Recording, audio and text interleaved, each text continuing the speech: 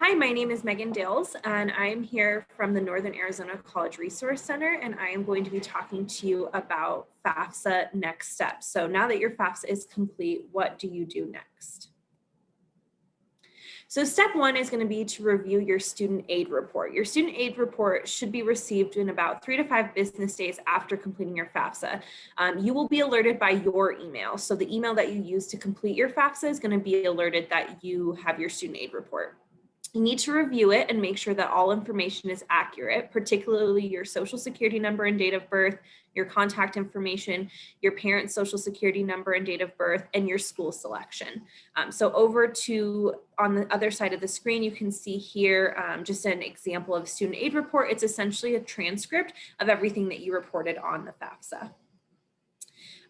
This is going to show you the confirmation page that you will receive from the FAFSA after you have submitted your FAFSA. So you should receive an email that says, we received your FAFSA, it's being processed, and then you should receive an additional email that says your FAFSA has been processed successfully, here's your student aid report. And you can see at the bottom here, it's listing your expected family contribution. So we'll talk about the EFC in a little bit. So step two, again, is going to be review your expected family contribution. So your expected family contribution will appear at the top of your SAR under your social security number. So if we go back to your SAR, you can see right up here, EFC is listed. And then on your confirmation email, it's going to be even more explicitly listed. So the EFC is calculated according to a formula established by law. It basically looks at your family's tax and untaxed income assets and benefits, such as any unemployment or social security your family receives. And those are all considered in the formula. It is a number used by your school to calculate the amount of federal student aid you are eligible to receive. So essentially, you report all of your financial information on the FAFSA, and the FAFSA plugs it into this complicated formula and then spits out your EFC. Your EFC is then sent to the schools that you listed on your FAFSA, and the schools use that EFC to determine the amount of money you'll receive in aid. So the third step in life after completing your FAFSA is going to be making any FAFSA corrections if needed. So if you notice any errors, you're going to sign into the FAFSA using your FSA ID, and you're going to correct those errors. So federal student aid will typically notify you via email if you need to make corrections on your FAFSA. So some of the typical ones are if you're missing a signature or if you have inputted something incorrectly, like your social security number. Corrections usually will be processed in about 3 to 5 days, and you will receive a new student aid report after you have completed those corrections. You must wait for your most recent FAFSA to process before you can update or make corrections. So if you log in, make a correction, you have to wait until you receive that student aid report again and it has been processed before you can make additional corrections. And the big thing I want to point out here is the last bullet point is if you need to add or remove schools from your school selection, you'll use this process. So a lot of students will add schools that they ended up not applying to or will need to log in and include additional schools. And this is the process that you use to do that. So on this screen, we can see that when we log into the FAFSA, this is the screen that we see. And down at the bottom where that red arrow is going to be the link to make FAFSA corrections. Right above that, you can also view or print your student aid report. So some schools, some scholarships might require that they have a copy of your student aid report. So you're welcome to download a copy there. And then again, make FAFSA corrections is how you're going to add a school or change any information that you may have made a mistake on. So step 4 is to wait for communications from your selected school. So the schools you selected should alert you when they have received your FAFSA. And again, it's important to check your email that you use to apply to that school. Only schools you have applied to and completed your FAFSA will have a file on you. So just because you sent them a FAFSA doesn't mean that they know that you exist. You have to have also applied to that school. The school will let you know if additional information is needed. This is called the verification process. So they might ask for additional documentation based on what you put on your FAFSA. Sometimes it's tax transcripts. Sometimes it'll be just a kind of like a form that repeats what you put on your FAFSA.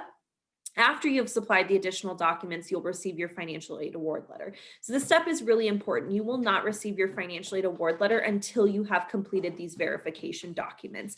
So it's really important to pay attention to your email, any documents or mail that you're receiving from the schools that you've applied to, so you can make sure to complete the necessary steps to ultimately get your financial aid award letter, which will then help you determine how much aid each school is offering you. So step 5 is to review your financial aid award letters and compare offers. So again, you will not receive your financial aid award letter until you complete those additional verification documents if the school is requesting them. Here we have an example of what a financial aid award letter might look like. So at the very top, you'll see that they've listed the estimated cost of attendance. So some things on here are pretty standard, like tuition and fees, room and board. Those are usually set prices that the school has set, but books, materials and supplies, personal travel, miscellaneous, and computer are all things that are variable depending upon your personal choices. So you can kind of see that your cost of attendance might be higher or lower based on how much money you choose to spend on those pieces, whether you rent your textbooks or buy them, if you're traveling from your school, if you're living more local, if you're choosing to live at home, if you buy a computer, if you use a computer in the library, all of those things are variable. Below that are going to be the aid that they're offering you. So you can see this student has been offered some loans. They have also been offered a school scholarship. So if you're receiving something like the Lumberjack or the Obama scholarship, that would be listed there. They also have the federal Pell Grant, the federal Supplemental Educational Opportunity Grant, or FSEOG, and then federal work study is listed there as well. All of those are received through the FAFSA as well as the loans. So that's why we want to make sure and do our FAFSA. And then any state scholarships you might have received. What will not be reflected on this financial aid award letter is private scholarships that you receive outside of the school. So if you receive one from like the Elks Lodge or the Arizona School Counselors Association, these private entities that provide scholarships, these will not be reflected on your financial aid award letter. So step 6 is going to be compare the aid and ask for more. So after you have your financial aid award letters, you're going to want to compare what each school is offering you and potentially ask for additional funds. So if your income reported on the FAFSA does not accurately reflect your family's income today, you can petition each school for additional funds. So this is especially important this year when we're living in a global pandemic. A lot of folks have lost jobs or have a reduced income, and you have a right as a student to let the schools know that your income that was reflected on the FAFSA does not accurately reflect what your family is making today. And you can petition the school to reevaluate your financial aid award letter in your financial aid package and determine if you're eligible for additional aid. So each school will have a different process for this. It's your right to petition for additional aid, but it's up to the school to determine if you'll receive it. So each school has a different process. You'll have to talk to the financial aid office to do that. You'll have to submit different documents for each school. So just because you submit them at ASU doesn't mean that U of A is also going to know that you submitted them. You'll have to go to both institutions. But it's up to each school to determine if you'll receive additional aid. So U of A might offer it to you, CCC may not. It's up to each individual school. But please note that this is a process that you can do, that you are eligible for, and that you absolutely should do if you've experienced a difference in aid. Okay, and then the final step is going to be apply for scholarships. So again, when we talked about the financial aid award letter, we showed all the different aid you can receive from the institution as well as through completing your FAFSA, but that doesn't include those independent scholarships that I talked about. So scholarship season is November to March, and many scholarships open and close during these months. So I always stress to students, start now, because typically once students have had a chance to review their financial aid award letters, compare them for each school, and then determine they need additional aid, it's too late. So do not wait for schools to give you a financial aid award letter and for you to complete your financial aid process through the school to start applying for scholarships. By that time, it will probably be too late. So it's really important to start now when you're applying to scholarships. Schools will have specific scholarships. For example, ASU, U of A, NAU, they all have scholarships that open in that January to March range. There are local options you can look into, as well as broader national options that you can look into. So local meaning Flagstaff specific, Prescott Valley specific, or even just Arizona specific. So for example, the Arizona Community Foundation Scholarship, that's a really big one that a lot of organizations within Arizona utilize to share scholarships with students. So definitely check that one out when it opens sometime in about January, February, March. So again, I can't stress enough, do not wait. I have students come to me every year in May telling me they need additional funds. They need to start applying to scholarships. And by that time, it's typically too late to capitalize on many of the scholarships available to students. So it's important to hop on that right now and start working on those, especially if you're taking some time off during winter break, you're out of school, perfect season to start applying to scholarships. All right, so speaking of scholarships, please try to connect with us on social media. So on Instagram and Facebook, we post a new scholarship every single Monday that you can apply for.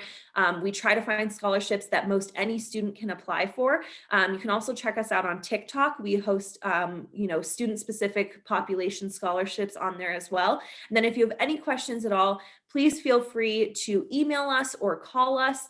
You can also check out our website. So like I said at the beginning, I'm with the Northern Arizona College Resource Center, and we are a program out of NAU, but we work with students going to any trade school, university, or community college. So regardless of your post-secondary pursuit, you can connect with us and we can help you. We provide resources and information as well as individual mentoring on college finding and applying to college, applications, FAFSA, the financial aid process, finding and applying to scholarships, completing those scholarship applications, and then just general career exploration.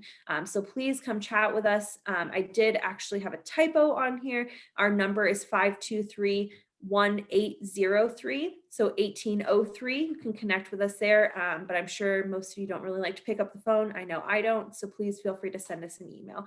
If you have any questions at all about this process, if you want to compare financial aid award letters, or you need any assistance on your FAFSA, please come chat with us. We're a free resource here to help you. Thank you.